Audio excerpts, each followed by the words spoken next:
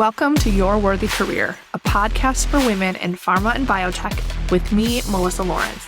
I am a certified career and leadership coach with a master's in organizational psychology who has worked in talent and learning development in biotech to large pharma, from non-clinical to commercial. I help women in pharma and biotech create a career worthy of them. Whether you want to get clear on what you want, get a new job, get promoted, or be effective as a leader at any level, this is the place for you. Every week, you will get practical career strategies and mindset shifts to help you overcome the problems you experience at work so you can reach your goals feeling better than ever. Your up level begins now. Hello and welcome to another episode of Your Worthy Career. I am so glad that you're here. There have been a couple of fun updates in my business that I want to bring you up to speed on. If you listened to the episode last week, you know that I talked about the hidden ways that you can advance your career as a woman in pharma or biotech. There are strategies I use in this industry that get my clients new jobs and promotions that aren't just the right fit for them and avoid the whole grass is greener on the other side issue that leaves you with regret. But they even work with budget cuts, layoffs, or restructuring going on. I know the industry is having a lot of movement, and many of the people in my world are looking for new jobs. So I decided to put the 4 strategies into a guide that you can download at no cost, and I give you practical implementation tips too. You can get it at yourworthycareer.com/hidden. Now, when you do, you're going to get the second thing that I have been working on, and that is an improved weekly email named the Cheetah Chronicles. How fun is that? I have been sending a value-packed email every Wednesday morning to those of you on my email list for several years. I can't believe it, but I have been in my business for just about 4 years now. And I wanted to improve the email to be more of a career development digest that celebrates women in the industry and gives you a ton of practical resources that you can implement to improve your career. You'll be able to check it out when you get your strategy guide. Of course, you can unsubscribe anytime, but honestly, why would you? It's a free career advice digest with insights for women in the industry just like you. But of course, if at any time you want to opt out, you absolutely can. And I'm so excited to elevate and provide even more value to you through this new resource and the weekly Cheetah Chronicles. And if you're wondering why cheetahs, I tell you why when you get your strategy guide. And it's really all about you and your potential. Cheetahs is a symbol for us as women in the industry. There's a lot of significance and symbolism behind it. And I actually talk about it in an episode in the beginning of 2023 when I went through my rebrand. I talk about the cheetahs and why that's important. And I also explain it in one of the emails that you get when you join my list and get your strategy guide. All right, let's go ahead and dig into today's topic, shall we? Now, if you're considering looking for a new job, maybe you've even already started or you have some potential jobs out there that you're thinking about, maybe a recruiter reached out to you, whatever it is, before you get too far in the process, I want to share 5 questions that I suggest you ask yourself first. Why? Why do I want you to ask yourself these questions? Because when we start entertaining getting a new job, it's because there's something that we want to be different, right? And these questions will help you identify if a new job is right for you, what jobs to look for, and even can help you be even more confident in your application and interview process. Instead of wanting a change, being unhappy, and then being overwhelmed and confused on what to do or if you should do anything at all, these questions are going to help you collect the right data before you waste any time on jobs that might not be a good fit for you. So let's get to it.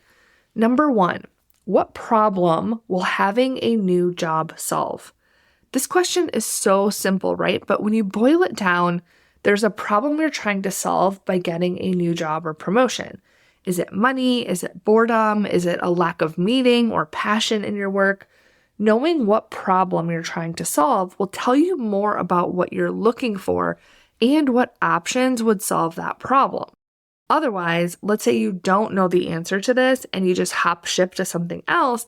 It could look all shiny and beautiful and like everything you've ever wanted on the outside. But then when you get into it, you realize it's not actually what you wanted at all because you didn't solve the right problem. So instead, be clear on what problem the potential job change is going to solve for you.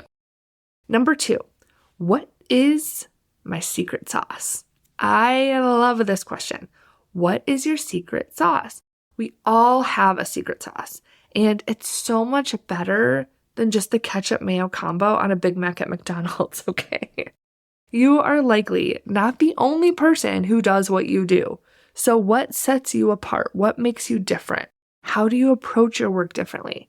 What is it about you that is a secret sauce? Knowing this is going to give you a confidence boost, and that is going to impact your job offers. It's going to impact which jobs you decide to apply for and how you demonstrate your skills all the way from your application through the interview process. It's even going to increase your chances of getting an interview. Now, if you're wondering if you have a secret sauce, let me assure you, yes, you do. No one is like you. No one can do what you do in just the way that you do it. You 100% have a secret sauce, and knowing this is going to make such a positive difference for you. So ask yourself, what is my secret sauce? All right. Number 3, if the culture or leadership was different, would I stay? Now, here's why I love this question. It is common to get so down and frustrated with your job because you're so sick of the leadership, of not being heard, or things being done inefficiently, or not the way that you would, with jerk colleagues who make your life miserable, okay? You deal with one or all of that for enough time, and you can start to wonder if your career is right for you at all, if the industry is right for you, if you made a huge mistake in getting your PhD or spending the amount of money you did on your education. But here is what I have found. I have found that a lot of times, if the culture and leadership was different, you would actually love what you did for your career. And if that's you, then that gives you some very important data. It tells you that you just need a different group or department or a new company. You maybe even need to build your skills to navigate the workplace more effectively, but you don't need a whole new career. Number 4, what problems do I want to solve? Now, the first question was, what problem is the new job solving? This is, what problems do you want to solve? When you think of why you do what you do, it's because there's an impact you want to make, a difference you want to make with your work. What is that? What are the problems you want to solve in your unique way? When you know this, it will tell you a lot about what you want for your career and what direction to take it. Number 5, what are my skills, including transferable skills? You probably know some of what you're good at, the skills and experience that you have. But I suggest getting really clear on all of your skills, especially your transferable skills. Even if you don't think you're going to move into something very different, transferable skills are still important. You will find that you're more qualified than you think for so much more than you think. There's so many more opportunities available to you than you might realize. You might also discover you're actually ready for another level of leadership or a more senior role. So your skills list can open up opportunities that you didn't know you had, especially when you consider the answers to the first 4 questions.